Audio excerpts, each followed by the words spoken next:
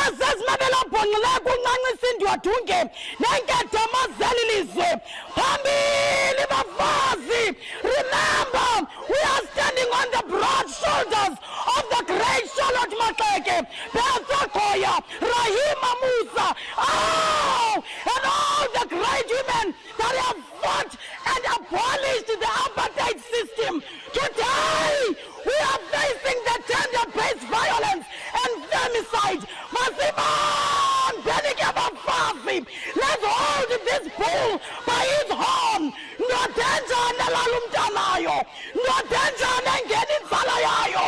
No danger nesiki bunzeke. Njenosana ibuyambo msogwetu. Masivusa matambo kamuchachi.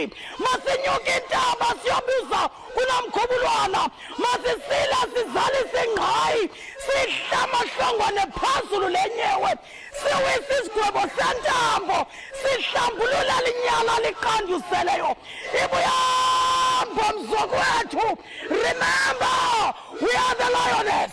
Like the Lion of Judah, Jesus Christ, we hold the power. Women give birth to the world and a great society. Men, it's time to change and build this world and make it a better place to live in. Together we shall rise. Let us build the Ark of Covenant. Let us build the Jaya Yomngopiso. Let us build the law of balance and build love in the name of one God, one power, one purpose, one destiny. See? And in the first balenda one tagat, Decham, Dengli. So powerful. Ma'am Jessica, thank you very much for your time this afternoon. I actually feel you should be closing the show. I can't believe we're still going on, like you've said so much. You know, you are not just a poet. You are an activist, because the spoken word in and of itself is activism. You are the voice of the silenced. You challenge gender norms. You're talking to men and telling them to rise up and challenging the choices they make. Talk to me about where we are today when we look at the women in 1956 versus the women in 2022. Let me first say to you, Buza wasembelebeleni. I salute you, Princess, and thank you so much for having me here. It is because of those women that we still have the sense of pride, and we are still the flowers of our nation. And the women of today, it's time for us to actually look at the things that are realistic, not the illusion of the hype of trends, because we are the ones who are the trendsetters.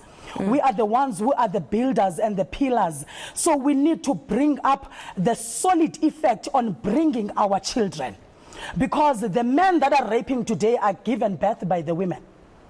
And when we say there must be a death sentence in Africa, we will be killing our children. So it's time for women to take charge of the cultures and traditions and not bury things that like the things that are a galloping disgrace in our society. We need to hold things and be realistic and stop protecting our children and our uncles and our brothers where we see that they have gone wrong. But when we speak of culture, then you have scholars that talk about destructive gender norms, that somehow women at times are abused by the very culture that they belong to, because culture speaks to our identity. But at times, if you are part of a community, if a young girl has been abused, it must be discussed in the home.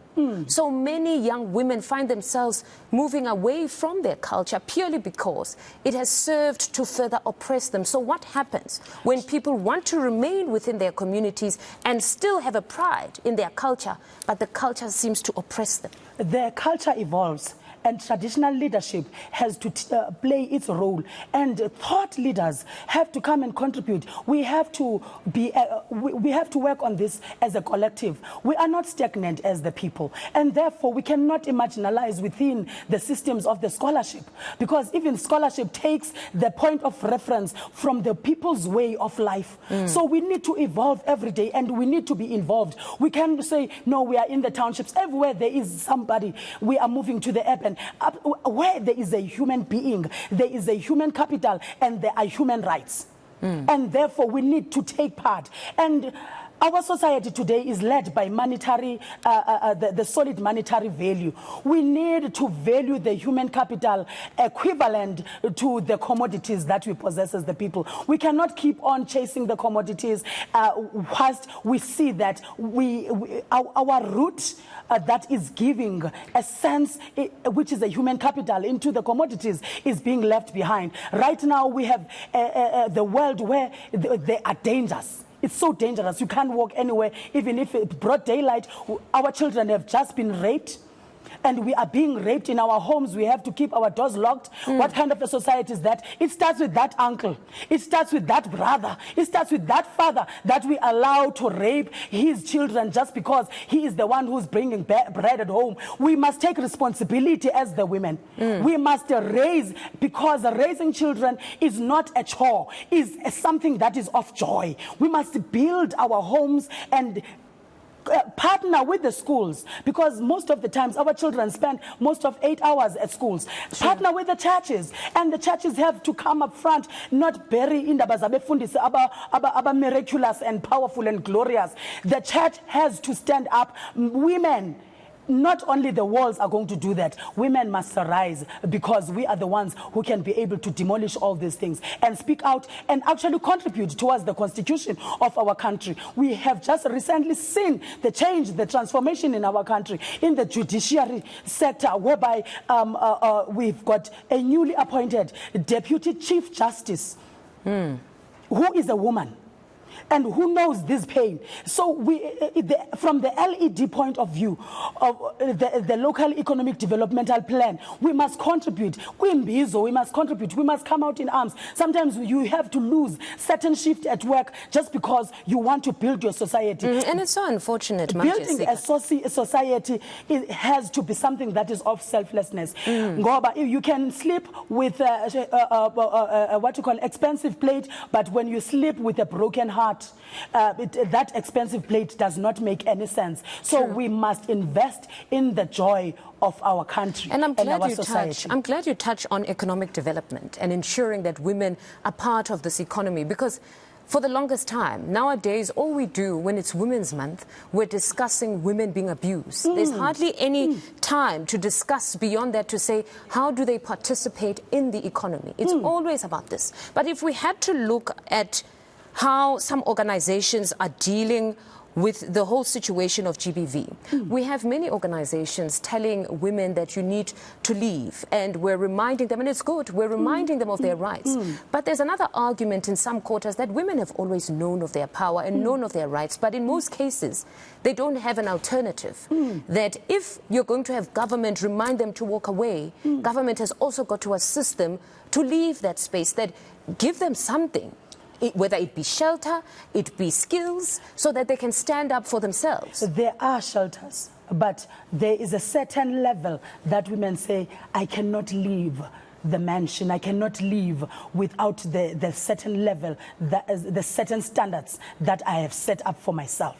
So they do not want to go and debrief in the shelter, so that they can be able to get counseling. They can be able to know actually what has gone wrong and what are their rights and how they can move on. And then they live that life of a fear that even affects our children. So now we've got children that are retarded, they cannot progress, and also they become abusive, or else they become victims of the abuse because they have seen umama enyamezela.